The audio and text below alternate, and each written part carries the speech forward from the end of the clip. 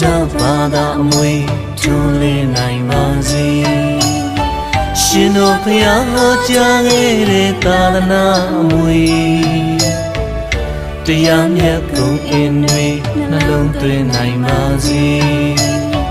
တန်တရားကောင်းကျိုးလို့အစဉ်အမြဲရှိနေရောင်ဝါနေလို့လင်းပါစေ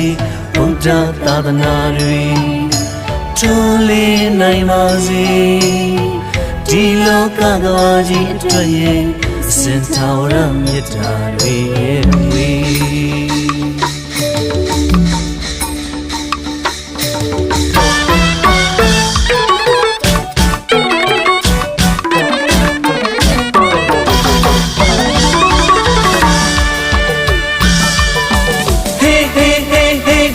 လာကြဓမ္မစကူကျောင်းကိုသွားကြမယ်